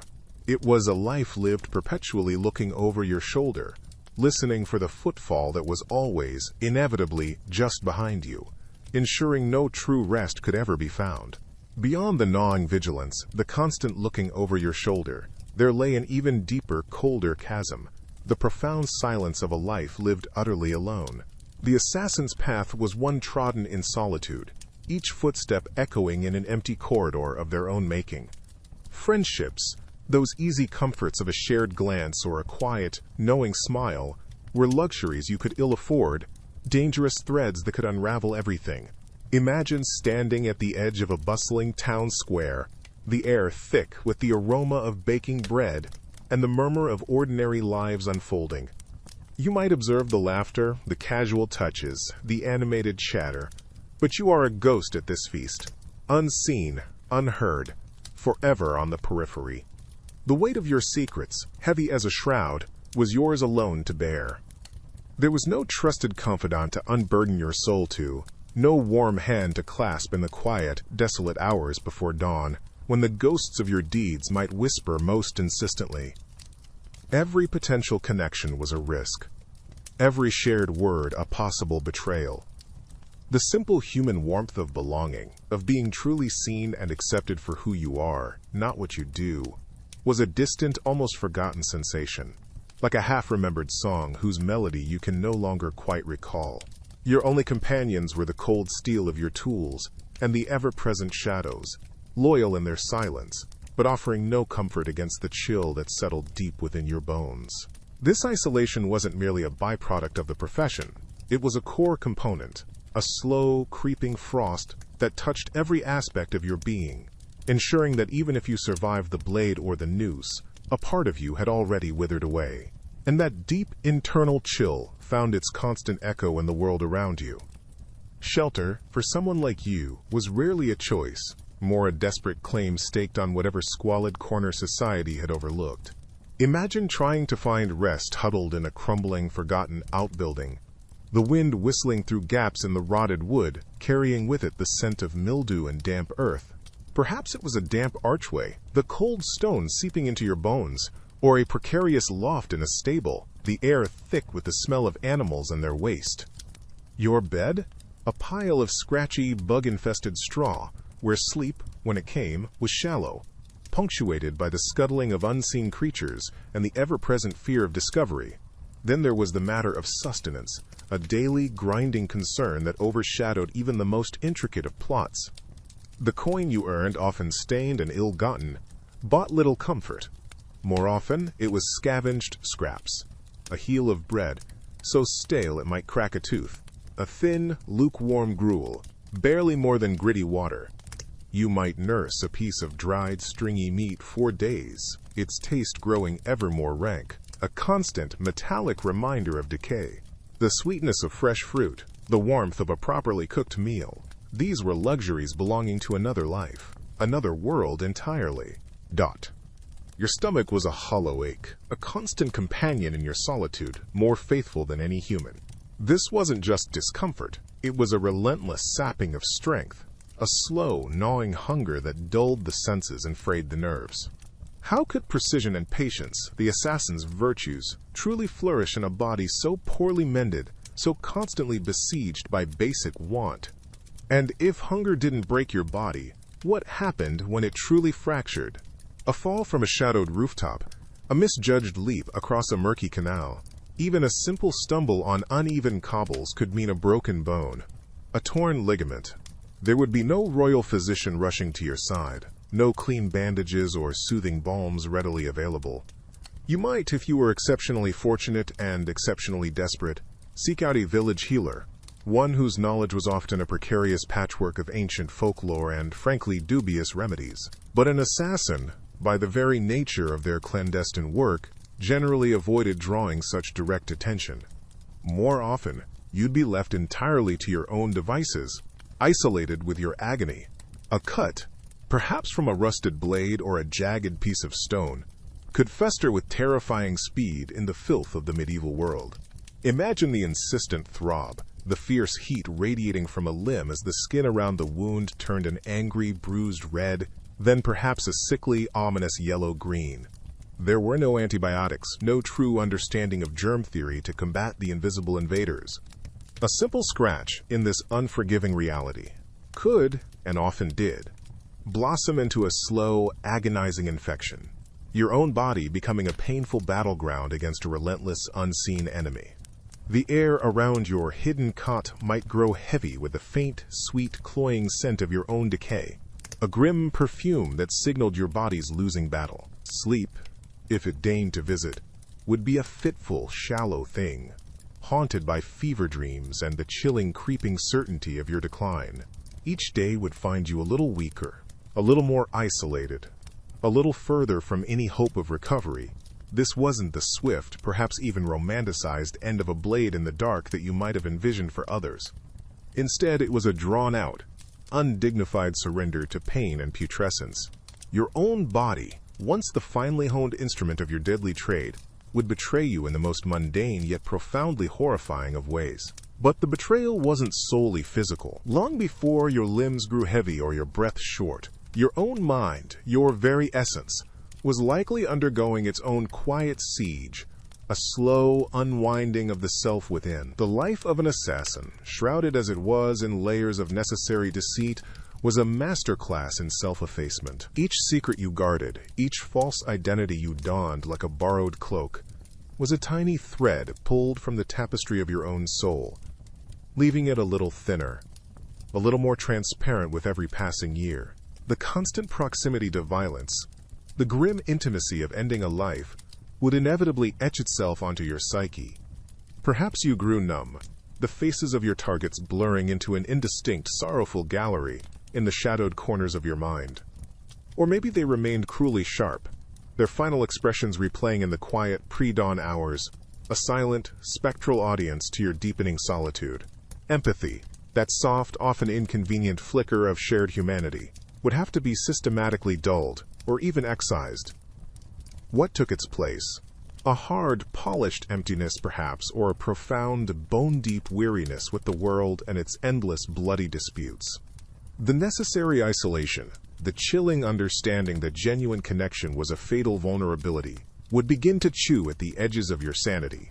The silence of your hidden rooms, once a calculated refuge, might transform, pressing in, the quiet amplifying the unsettling murmur of your own fractured thoughts. Friendships were liabilities, love, an unimaginable reckless gamble, so you would walk alone, a phantom drifting through the bustling markets and shadowed alleyways of the medieval world, your true self buried so deep it risked becoming a forgotten memory.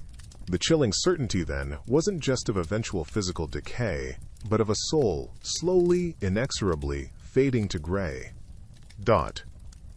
And so, with your soul already a pale imitation of its former self, you'd navigate a world where the very concept of trust was a dangerous myth.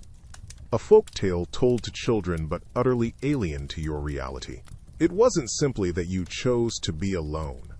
It was that genuine faith in another human being became a phantom limb, an ache for something you knew could, and likely would, destroy you. Every whispered conversation in a dimly lit tavern, the clink of unseen dice, the rustle of a cloak in a narrow, refuse-strewn alleyway, all would be filtered through a prism of suspicion. Was that informant, hunched and reeking of stale wine, truly loyal for a few silver pieces, or a double agent setting a meticulously crafted snare? Their eyes, pools of shifting shadow in the flickering torchlight, would offer no easy answers, only more questions. The coin that crossed your palm, heavy and reassuringly cold, wasn't just payment. It was often the only tangible bond, the only truth in a swirling miasma of deception.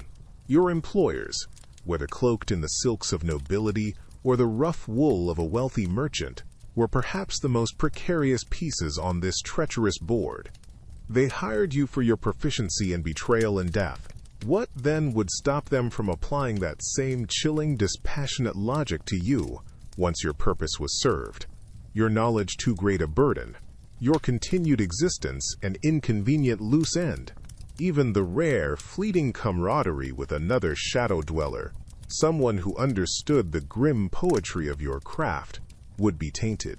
A shared flagon of ale might momentarily taste of fellowship, but the underlying current would always be calculation, a mutual, silent assessment of threat and utility, this constant, gnawing vigilance. The endless sifting of motive and intent would become another layer of your desolate existence, etching lines of weariness around your watchful eyes. And those watchful eyes, forever scanning, weren't just for your current, precarious allegiances. Oh no, the past, in your line of work, was never truly buried. It had a nasty habit of clawing its way back, often with a dagger in its spectral hand, or perhaps just a cold, knowing stare from across a crowded marketplace. Every life you extinguished, every carefully orchestrated demise, left behind a ripple, a tear in the fabric of someone else's world. And these tears, these grieving souls, a determined son, a heartbroken widow, a vengeful brother, they had long memories and sometimes surprising patience. Imagine trying to find a moment's peace, perhaps in the smoky anonymity of a cheap inn, the air thick with the smell of stale ale and unwashed bodies. You might nurse a cup of lukewarm water, the rough pottery course against your lips, trying to ignore the low murmur of unfamiliar voices. But then, a pair of eyes lingers on you a moment too long from a shadowed alcove. A sudden hush falls over a nearby table as you pass. Was that the stern-faced man you glimpsed near your last target's estate, now sporting a fresh scar and a grim set to his jaw? Or perhaps a former associate, one you outmaneuvered or betrayed, now with resources and a thirst for payback. Even a seemingly deserted country road, the scent of pine and damp earth filling your nostrils, offered no true solace. That distant figure on horseback, silhouetted against the fading sun, a fellow traveler or the vanguard of retribution. The snap of a twig in the undergrowth beside you could be a foraging animal, or it could be the subtle shift of an ambusher's boot. The world became a tapestry of potential threats, each unfamiliar face a question mark, each friendly gesture a possible deception. There was no true anonymity, no safe haven where the ghosts of your deeds and the living who remembered them couldn't eventually find you. Your past was a relentless hunter, and its patience was often far greater than your own. That relentless hunter, your past, was indeed patient. But while you scanned the horizon for distant banners and listened for the mailed fist on a tavern door, an even more insidious chill might creep up from right beside you. The warmth of a shared campfire, the quiet murmur of conversation with supposed comrades. These moments, so rare and craved for their fleeting sense of normalcy, could curdle in an instant. For in the shadowy, damp stone world of medieval assassins, loyalty was a currency often devalued, easily traded for a heavier purse or a whispered promise of pardon from a nervous lord. Imagine, if you will, the face of a fellow outcast, someone whose hollow eyes once mirrored your own hunger and desperation.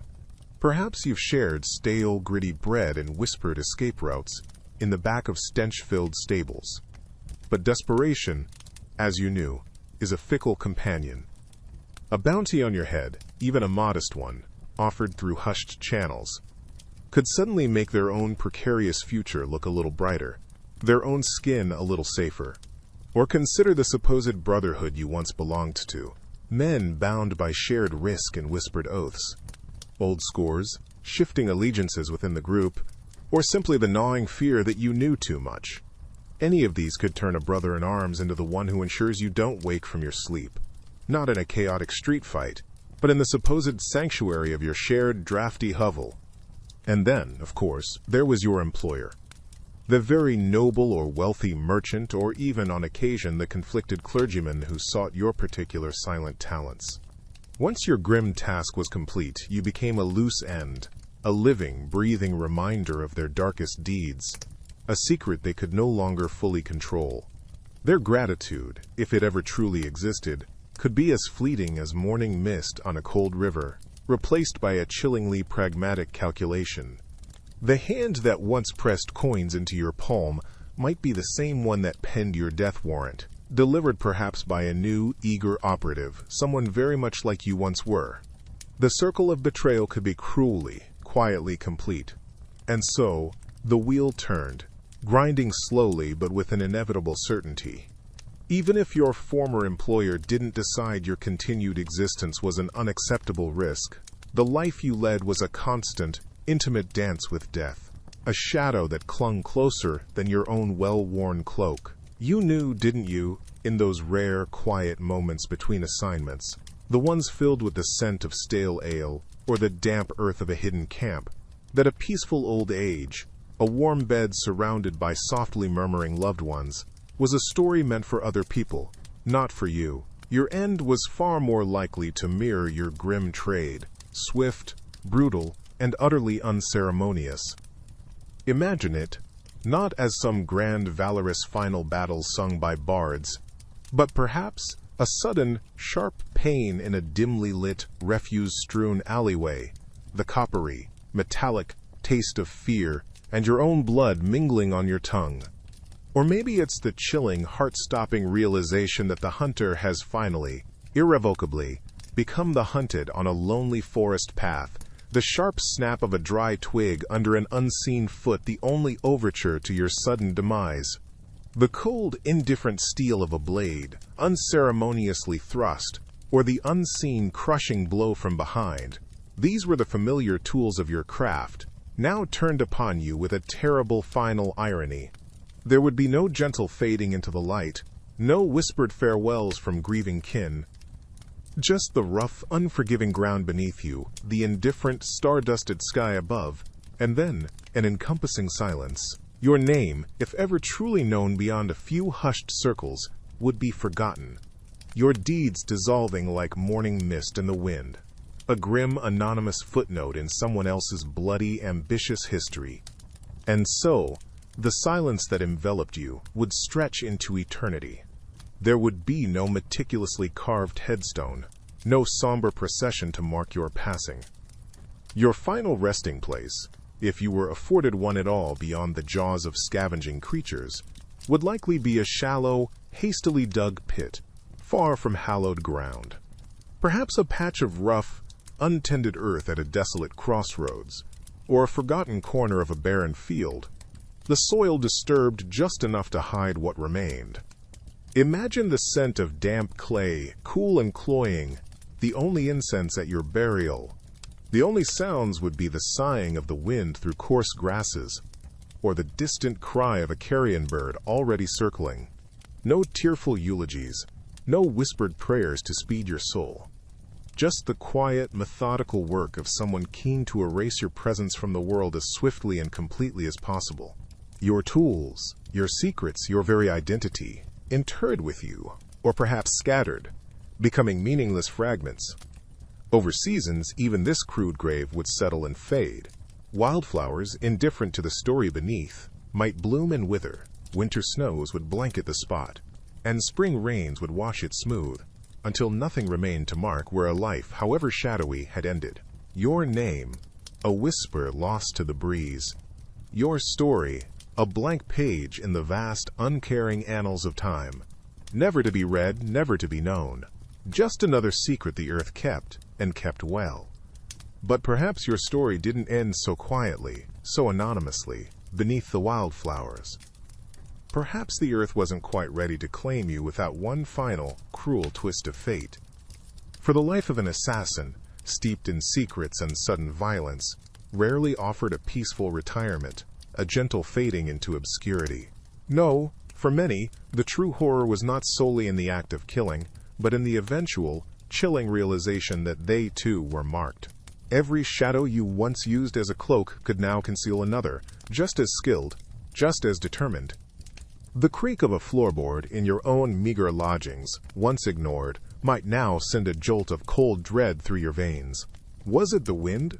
Or was it someone who knew your name, your deeds, your price?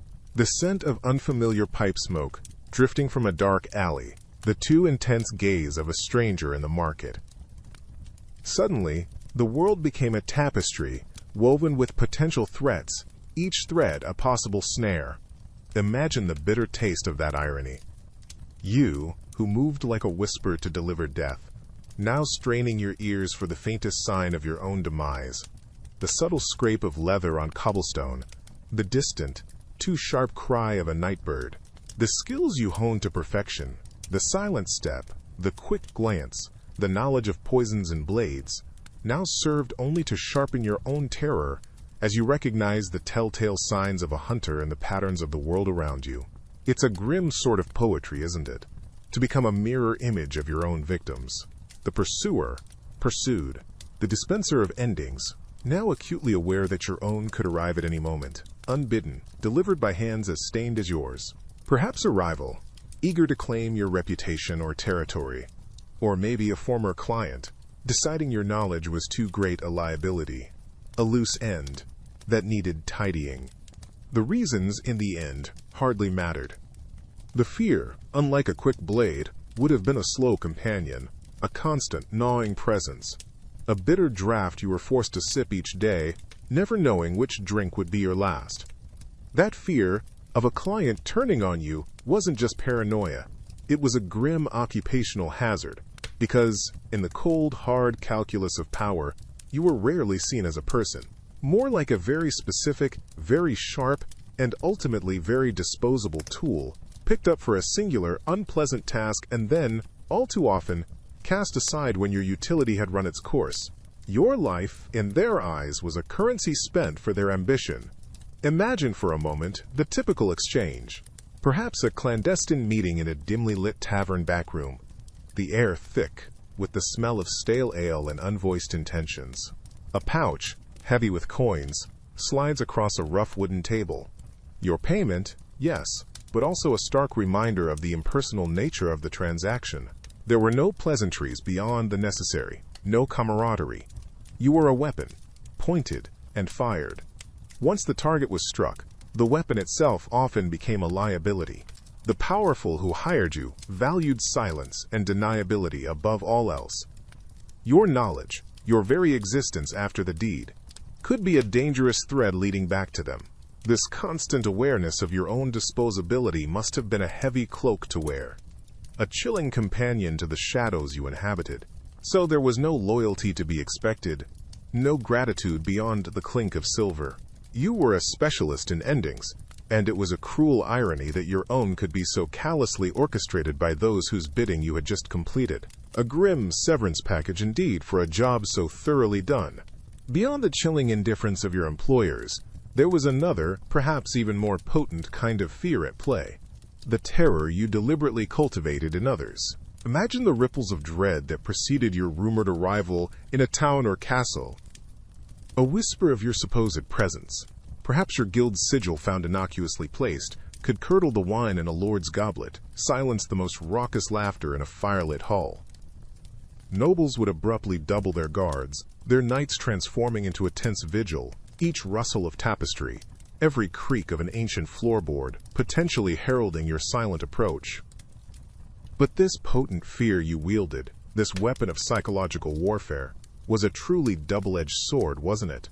For every ounce of terror you inspired in your quarry, you surely absorbed a measure yourself.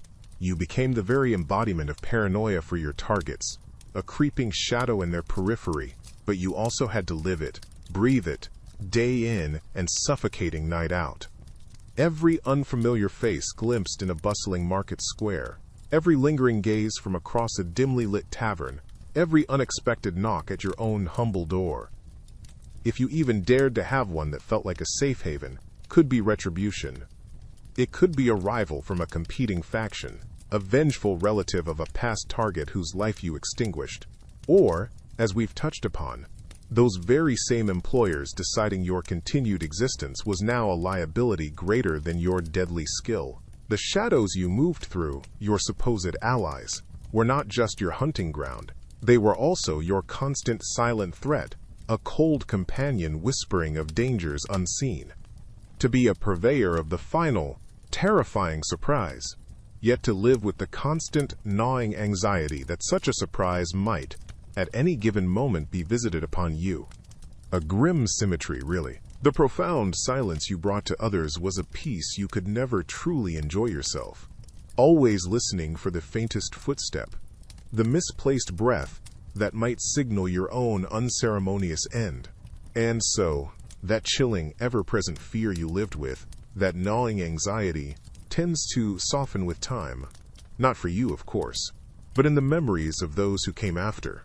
The cold sweat on your brow, the dull ache of hunger in your belly, the tremor in your hand as you gripped a crude, ill-balanced dagger.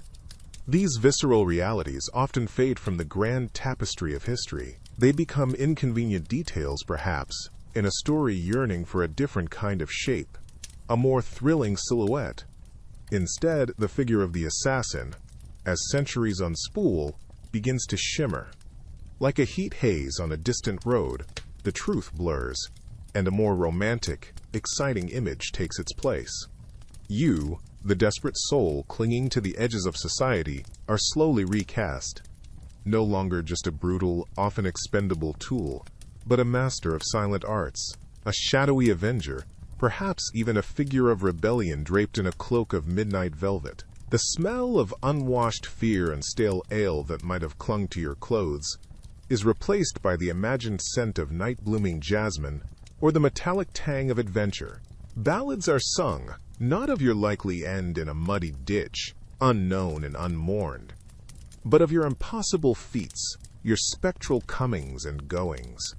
Stories are woven, not of the crushing desperation or the moral corrosion that often accompanied your grim trade, but of a cool, detached professionalism, a mind like a razor's edge.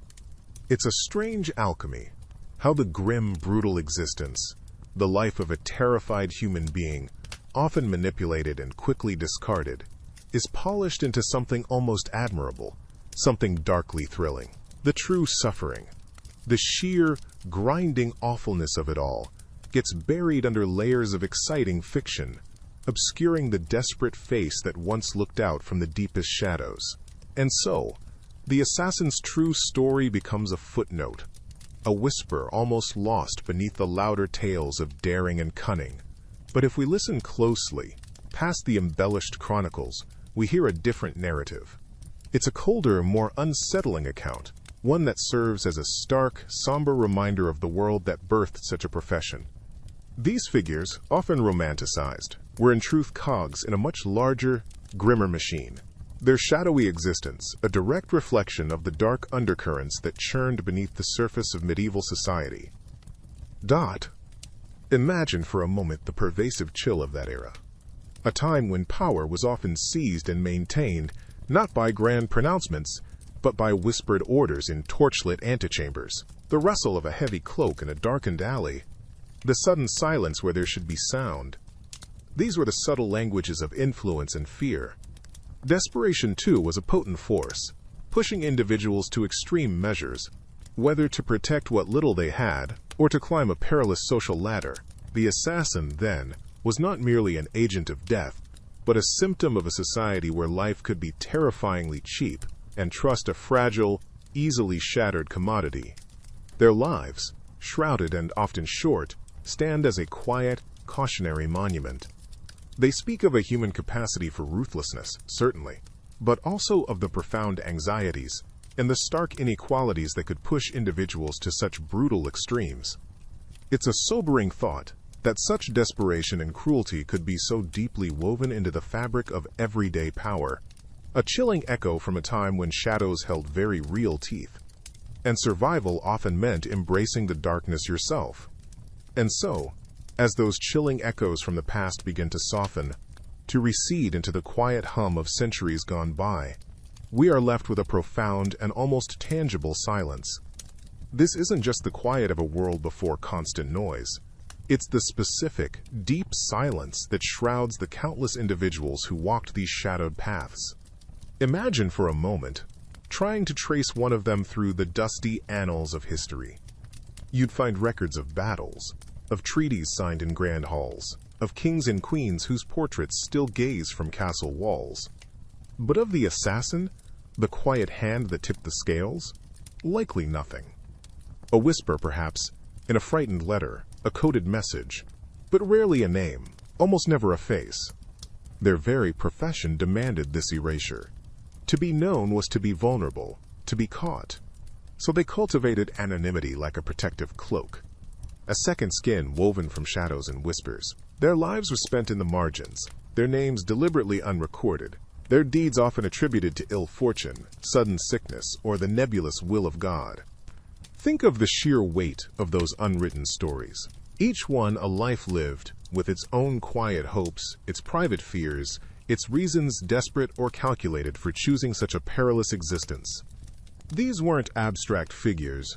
They were people, breathing the same cold night air, feeling the same prickle of fear, perhaps even a grim satisfaction in a task completed. But history, for the most part, has swallowed them whole, leaving behind no marker, no epitaph, only this vast, echoing quiet. Their individual agonies, their fleeting triumphs, their last breaths, all lost to the relentless, indifferent current of time. They're the ghosts in the grand narrative, the unseen gears that sometimes turn the great wheels of state, yet remain utterly unacknowledged.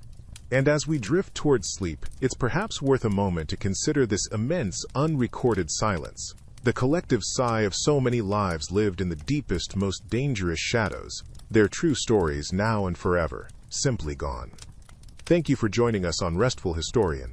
Until our next story, May your thoughts be calm and your rest deep.